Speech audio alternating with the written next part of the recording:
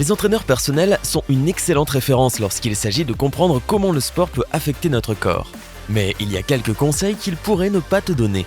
Voici quelques éléments importants que tu n'as probablement jamais entendu sortir de la bouche de ton coach de fitness. Numéro 10. Ne fais pas un maximum de séances d'entraînement dans un cadre limité. Super, tu as décidé d'aller à la salle de sport et de t'entraîner. Ne sois pas contrarié si tu n'as pas d'abdos durs comme du béton en 2 semaines seulement. Si tu décides de passer à la vitesse supérieure 1 mois avant l'été pour avoir le corps de plage parfait, tu t'exposes à la désillusion. N'achète pas ces programmes vus à la télévision qui te promettent un corps gainé en 6 semaines seulement. C'est faux et archi faux. Une étude réalisée en 2004 à l'université du Wisconsin, La Crosse, a prouvé que le corps de rêve en 6 semaines est une arnaque. Les chercheurs ont observé 25 personnes ordinaires qui suivent un programme d'entraînement de 6 semaines, comprenant 3 séances d'entraînement cardiovasculaire de 20 minutes par semaine, soit 3 séances d'entraînement de force de 30 minutes de haute intensité. Et même si c'était vraiment bien pour elles et qu'elles ont commencé à se sentir mieux en général, elles n'ont pas vu beaucoup de changements apparents après 6 semaines. Comme tout dans la vie, les bonnes choses arrivent à ceux qui ont de la patience. Si tu fais de l'exercice et que tu manges bien de façon régulière, tu devrais commencer à avoir des résultats 2 à 3 mois après le début du processus.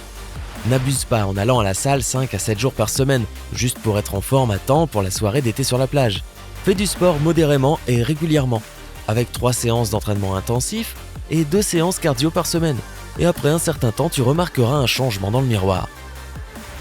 Numéro 9. Tu ne deviendras pas un bodybuilder du jour au lendemain. Si tu es déterminé à obtenir un popotin rond parfait ou des bras comme ceux de The Rock, tu devrais peut-être reconsidérer certaines choses. Savais-tu que 40 à 60% des capacités physiques d'une personne sont déterminées par la génétique ? Du moins, c'est ce qu'affirme le docteur Barbara Boschman, spécialiste de l'exercice clinique.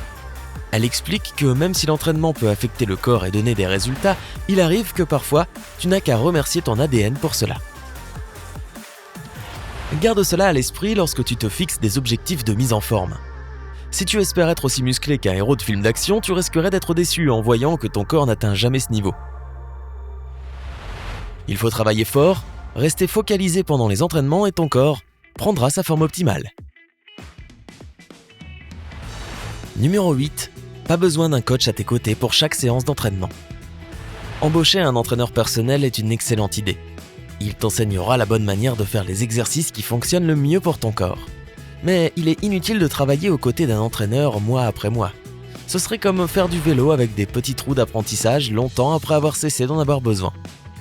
Après 5 à 7 séances avec un entraîneur personnel, tu devrais comprendre comment effectuer tes séances d'entraînement et obtenir toutes les réponses à tes questions sur le fitness.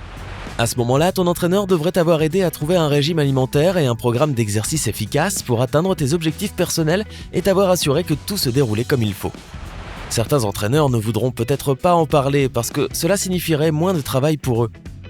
Mais il est peut-être temps d'oser sortir du nid douillet et de ta zone de confort et voler de tes propres ailes. Tu peux le faire. Numéro 7. La nutrition sportive n'est pas le secret d'un corps incroyable. Si ton entraîneur ou tes copains, fit-femme, prêchent les vertus magiques de la nourriture sportive, prends-le avec des pincettes. Si ce truc était aussi efficace que beaucoup de gens le disent, alors tout le monde ressemblerait à Hulk Hogan. Et pfiou, ce serait bizarre. De plus, le fait de vouloir te faire faire ce genre de programme est souvent une mesure incitative. Ce qui signifie qu'ils seront payés à chaque fois que tu achèteras les produits, alors il faut se méfier. Au lieu de dépenser de l'argent sur des plans de nutrition sportive, concentre-toi sur la nourriture normale. Trouve quelques recettes bien équilibrées pour des repas sains que tu pourras faire toi-même. Au lieu de consommer des poudres et des suppléments brûle-graisse, brûle des calories en faisant du sport à la salle, de la bonne vieille façon.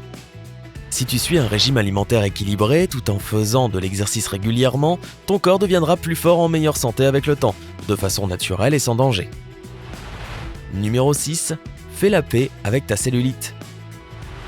Je sais que la cellulite et toi êtes des ennemis de toujours, mais il va falloir apprendre à sympathiser et à cohabiter. On t'a peut-être dit que tu pouvais te débarrasser de la cellulite en l'éliminant pour de bon. Mais en réalité, entre la génétique et ta disposition générale, ta cellulite ne partira pas. Peu importe le type d'entraînement ou de régime que tu entreprends, la cellulite ne disparaît pas pour toujours.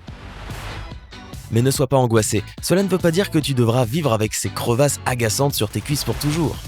Tant que tu restes en bonne forme physique et que tu manges sainement, tu peux rendre ta cellulite moins évidente. Et rappelle-toi, beaucoup de gens ont de la cellulite, et ce n'est pas le reflet d'un mode de vie malsain. N'importe qui peut avoir de la cellulite, peu importe son poids ou sa forme corporelle. Tout dépend de sa génétique, de ses hormones et d'autres facteurs prédisposants. Numéro 5. Ton ventre peut être très beau sans tablette de chocolat. Grâce aux célébrités que nous voyons dans les clips vidéo, à la télévision et au cinéma, il est facile de croire qu'avoir 6 abdos est la norme en ce qui concerne les ventres plats. Mais, tu seras ravi de l'entendre, tu peux avoir un ventre plat même sans entraînement intense d'abdominaux à la salle. En réalité, certaines séances d'entraînement, lorsqu'elles sont faites de façon abusive, peuvent avoir l'effet inverse et donner l'impression que la taille est plus large. Par exemple, les flexions latérales avec des poids qui renforcent tes obliques peuvent en fait donner l'impression que ton tour de taille est plus grand.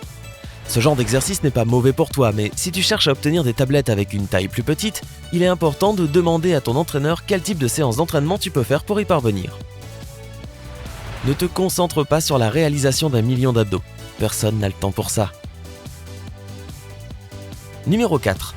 Si tu es une femme, prépare-toi pour plus de répétitions.